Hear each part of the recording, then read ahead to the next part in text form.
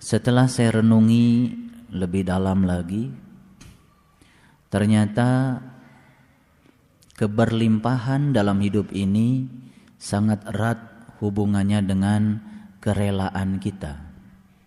Kerelaan untuk bisa menerima kenyataan hidup, kerelaan untuk berbagi, kerelaan untuk memaafkan, kerelaan untuk menerima apapun yang Allah takdirkan kepada kita, kerelaan untuk tidak memilih, dan kerelaan-kerelaan yang lain itu merupakan sumber dari keberlimpahan dalam hidup.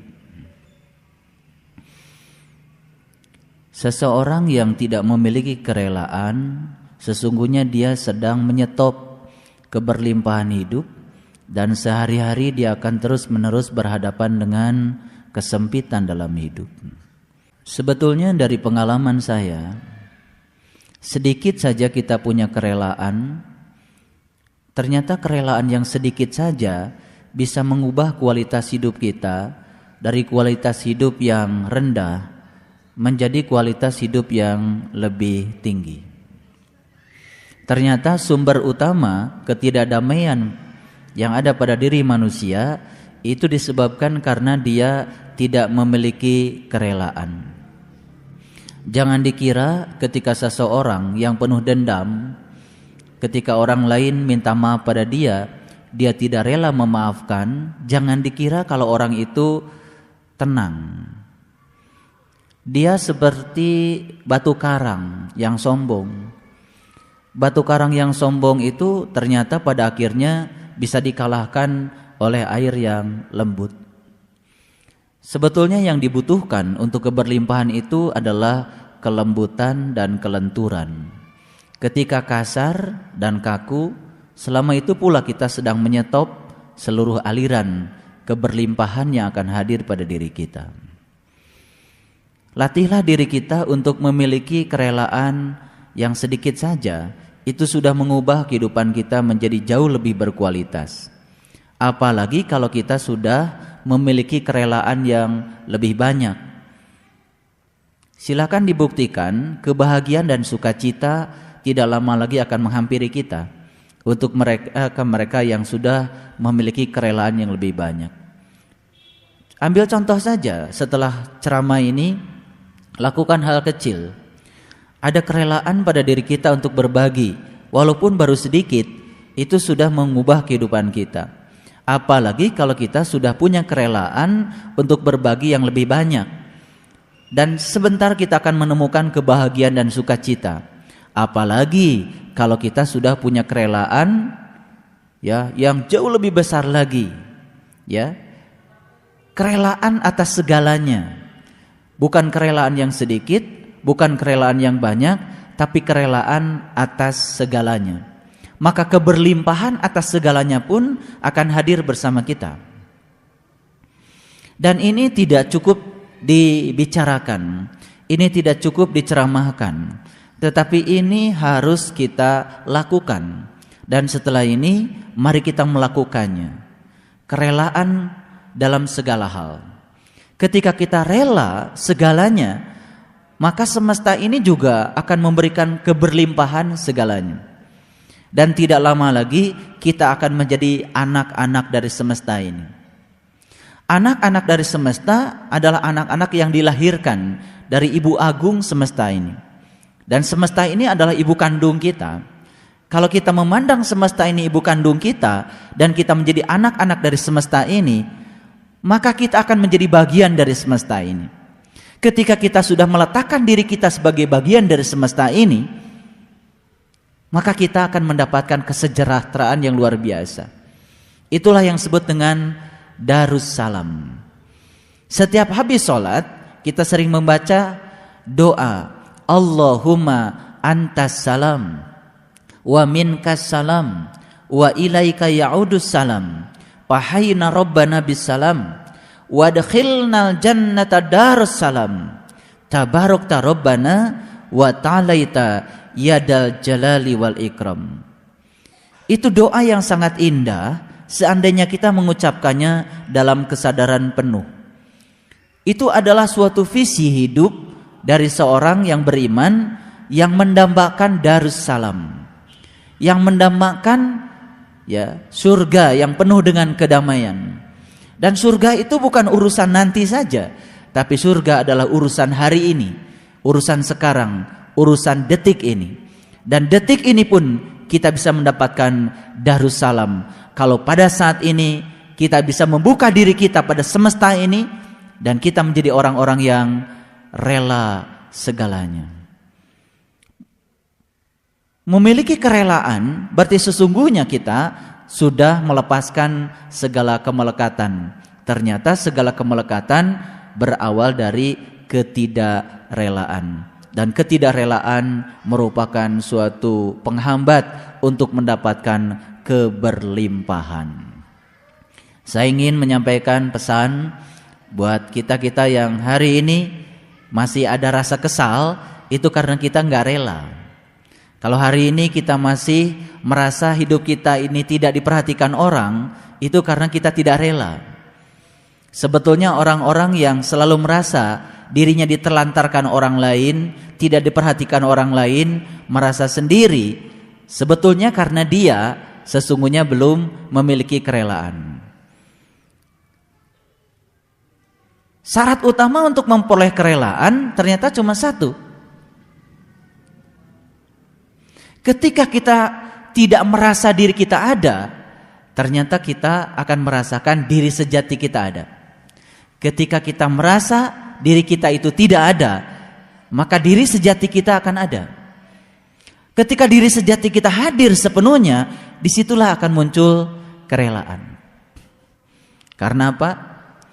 Karena kita terkadang sering merasa kita tidak punya teman. Ketika kita tidak punya teman, coba perhatikan. Maka ketika kita tidak punya teman, teman yang saya maksud adalah orang-orang yang menyenangkan kita, maka Allah akan menyenangkan kita. Teman kita akan hadir sekaligus, yaitu Allah Subhanahu wa taala. Ketika Allah hadir sekaligus pada diri kita, kita akan memiliki kerelaan. Ketika kerelaan itu tumbuh pada diri kita, bukan sekedar sedikit, bukan sekedar banyak, tapi rela dalam segalanya, maka keberlimpahan akan hadir pada diri kita. Nah, keberlimpahan itulah yang disebut dengan Darussalam. Keberlimpahan tidak selalu uang. Keberlimpahan adalah teman, sahabat, silaturahim, dan lain sebagainya. Itu adalah keberlimpahan. Terkadang kita tidak punya uang, tapi silaturahim kita baik, maka kita pun akan selalu berkelimpahan. Berkelimpahan segala hal. Ilmu, rezeki, kesempatan, waktu, itu keberlimpahan semuanya.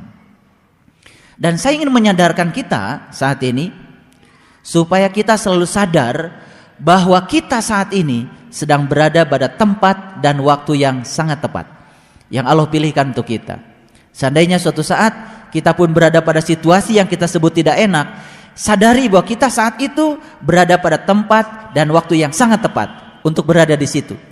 Kalau kita yakin kita ada di situ karena Allah mentakdirkan kita ada di situ, dan kita akan mendapatkan kerelaan.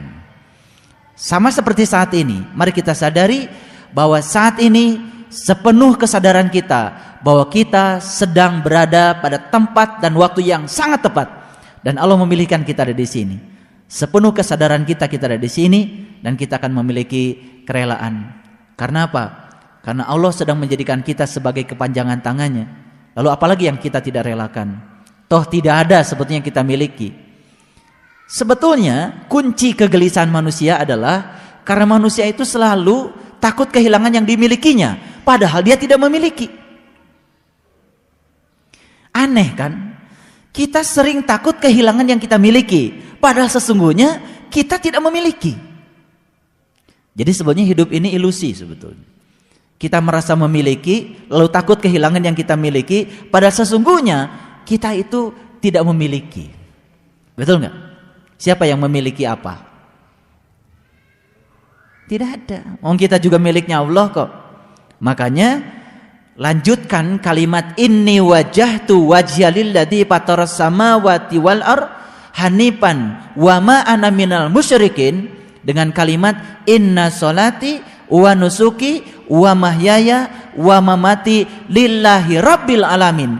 Kalimat lillahi rabbil alamin itu kalimat pamungkas untuk membangkitkan kerelaan. Ketika kita rela atas segalanya, maka keberlimpahan atas segalanya akan hadir kepada kita, dan kita akan menjadi anak kandung dari Ibu Pertiwi ini yang akan mesejahterakan kita dalam waktu yang tidak lama lagi. Saat ini juga kesejahteraan akan menjadi milik kita. Oleh karena itu, mari kita ucapkan dengan penuh kesadaran kalimat Allahumma antas salam wa minkas salam wa ilaika ya'udus salam fahayyina rabbana bis salam wa adkhilna jannata darussalam tabarakta rabbana wa ta'alaita yadal jalali wal ikram. Orang yang pintar dilanjutkan dengan kalimat Allahumma la mani'a lima a'taita wa la mu'tiya lima mana'ta wa la yanfa'udal jaddi minkal jaddu. Ya Allah, jika engkau tidak mau, aku tidak bisa memaksamu, dan jika engkau mau, aku pun tidak bisa menghalangi kehendakmu. Wa la yanfa'udal jaddi minkal jaddu. Apa yang terjadi, terjadilah, dan aku ada di sana pada waktu dan saat, pada tempat dan saat yang tepat. Kalau itu harus terjadi, terjadilah. Dan itu terjadi pada diriku, terjadilah. Dan aku siap mengalir bersama keinginanmu. Itulah perwujudan dari kerelaan. Kalau sudah rela atas segalanya, perhatikan, keberlimpahan akan mengalir kepada kita. Saya ingin semuanya melihat Quran surat Al-An'am ayat 127. Lahum darus salam, bagi mereka tempat yang damai. Saya terjemahkan darus salam itu artinya tempat yang damai, tempat yang bebas. Saudara-saudaraku, sahabat-sahabatku, kita mungkin sering merasa gelisah dan merasakan seakan-akan kedamaian sedang hilang dari diri kita. Betul? Terkadang kita merasa paling sial. Kita merasa paling miskin. Kita merasa paling lemah. Kita merasa paling yang bersifat negatif semuanya. Sadarilah oleh diri kita, dan seharusnya kita segera menemukan penyebabnya. Penyebab utamanya dari semua itu adalah karena kita tidak memiliki kerelaan. Lahum darus salam, bagi mereka tempat yang penuh dengan kedamaian. Saya tahu tidak semua orang yang hadir di tempat ini, di masjid ini sekarang sedang berada dalam keadaan damai. Mungkin juga ada yang sedang merasakan galau. Dan saya tahu itu, dan energinya sangat terasa. Sebetulnya saya bisa mengatakan pada Bapak Ibu sekalian yang ada di sini, saat ini juga Bapak Ibu akan memasuki Darussalam. Kalau Bapak Ibu saat ini juga merelakan semuanya, supaya kita selalu tinggal di tempat yang damai. Tempat yang damai tidak ada di luar kita. Tempat yang damai ada di dalam diri kita. Saat dimana kita bisa menjadi diri kita sendiri. Ketika kita sering menjadi orang lain dan kita sering berubah dengan apa kata orang lain tentang diri kita, sebetulnya kita sedang tidak berada di dalam diri kita sendiri. Ketika kita keluar dari diri kita sendiri, kita akan menjadi siapa saja. Ketika kita mendengarkan bisikan-bisikan yang negatif yang datang pada diri kita, kita akan menjadi siapa saja dan kita akan menjadi apa saja. Lalu kita kehilangan menjadi diri kita sendiri. Dan saat itu pasti kita berada dalam keadaan galau. Oke, saya ingin mengajak kita semua untuk memasuki Darussalam. Ayo kita masuk dulu tempat yang penuh damai, dan tempat itu adanya di dalam diri kita.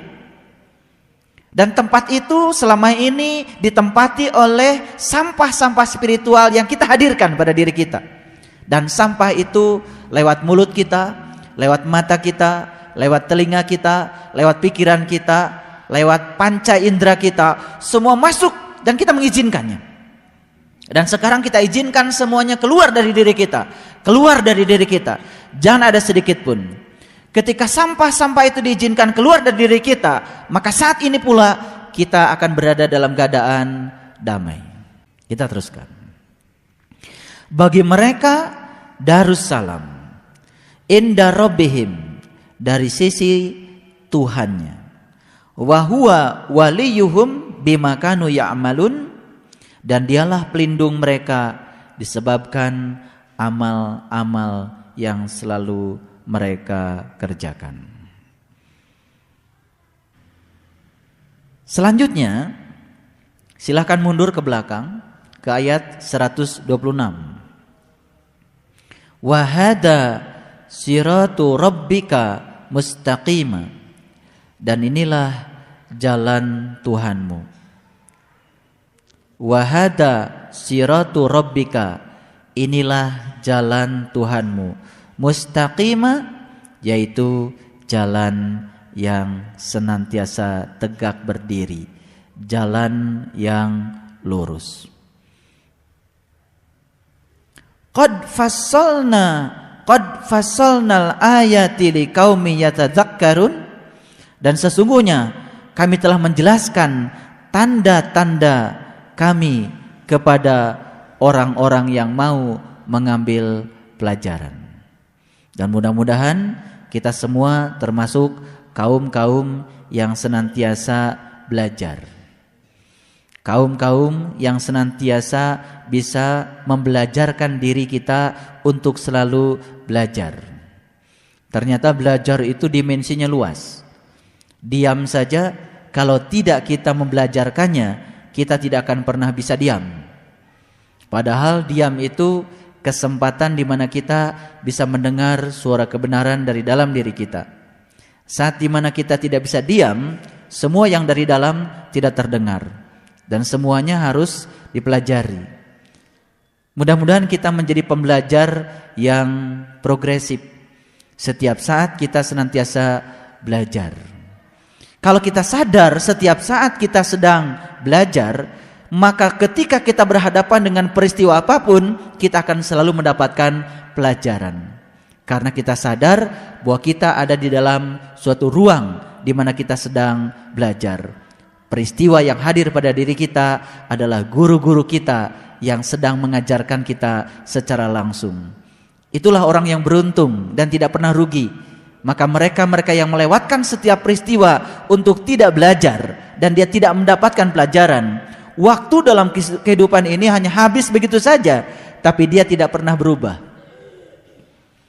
Makanya orang yang senantiasa belajar setiap saat pasti akan selalu melalui suatu perubahan di dalam kehidupannya. Kualitas kehidupannya dari hari ke hari akan terus meningkat. Kualitas ruhaniahnya dari hari ke hari akan terus meningkat. Itulah orang-orang yang senantiasa belajar. Dan ternyata Allah mengatakan jalan Tuhan itu hanya miliknya mereka-mereka yang belajar. Baik, saya ingin tunjukkan. Selama ini kita sudah tahu secara syariat jalan Shiratal Mustaqim. Rambut yang dibelah 7 itu jalan syariatnya. Bisa jadi secara syariat kita mengaku berada di situ, tapi secara hakikat sesungguhnya kita tidak berada di situ. Kita mengatakan diri kita berada pada jalan Shiratal Mustaqim, jalan yang lurus, pengakuan kita. Tetapi belum tentu saat kita mengatakan bahwa kita sedang berada di jalan itu, kita sedang berada di jalan itu. Mungkin kita sedang di persimpangan jalan yang lain. Kenyataannya kita selalu berada dalam keadaan tidak tenang. Orang-orang yang sedang berada di jalan Shiratal Mustaqim, dia senantiasa berada dalam keadaan damai. Karena Allah mengatakan di ayat 126, 127, ini satu paket. Mari kita baca seutuhnya sekarang. Dan inilah jalan Tuhanmu. Wa hada siratu rabbika mustaqima, yaitu jalan yang lurus. Qad fassalnal ayati liqaumi yadzakkarun, sesungguhnya kami telah menjelaskan tanda-tanda kepada orang-orang yang mau belajar.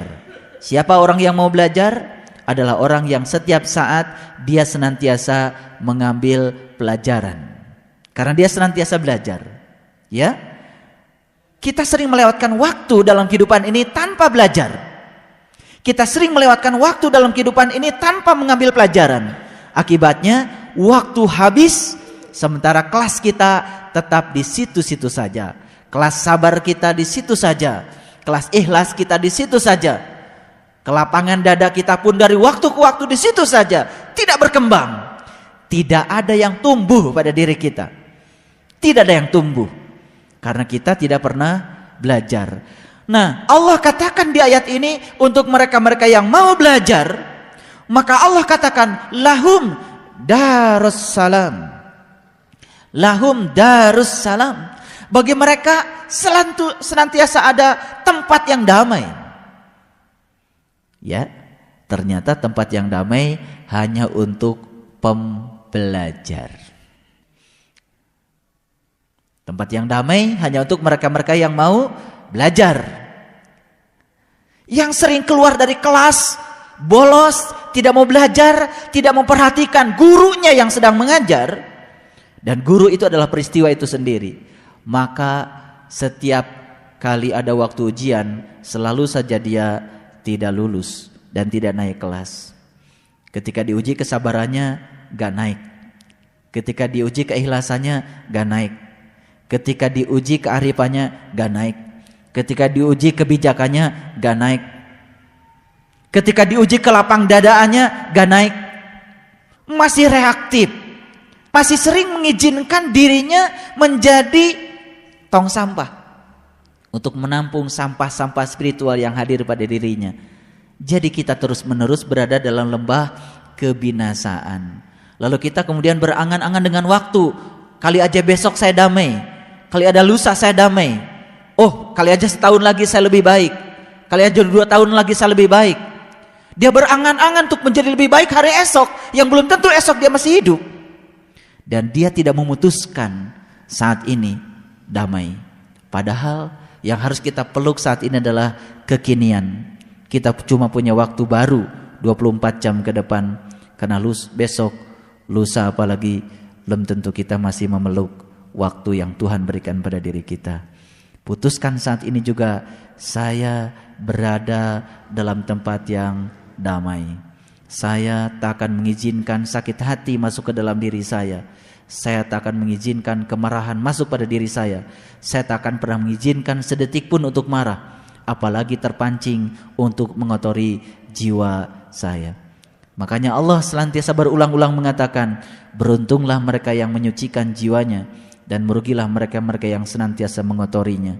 Yang membersihkan jiwa adalah yang tidak mengizinkan sakit hati, kebencian, dan lain-lain masuk ke dalam dirinya.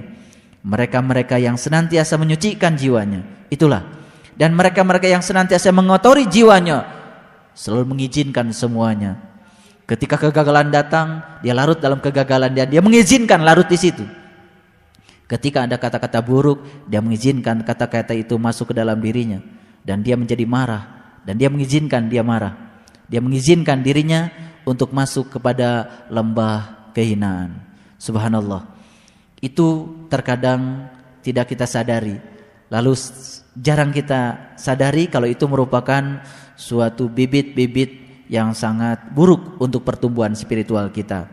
Sekali lagi saya ingin menggandengkan dulu ayat 126 dengan 127. Mereka-mereka yang senantiasa berada di jalan yang lurus, mereka yang senantiasa berada di dalam Shiratal Mustaqim, baik secara syariat maupun secara hakikat. Bukan sekedar melakukan laku itu, tetapi sebenarnya dia berada di dalam jalur itu. Maka Allah akan memberikan tanda-tanda kepada orang itu, dan tanda-tanda itu akan menjadi suatu pelajaran, dan pelajaran itu akan mengantarkan dia pada Darussalam, pada tempat yang damai.